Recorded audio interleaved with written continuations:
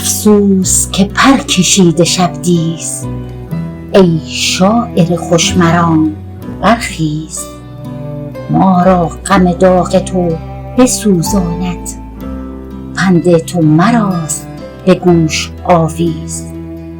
ما را به فراق خود نشاندی، استاد سخن چو پیر تبریز.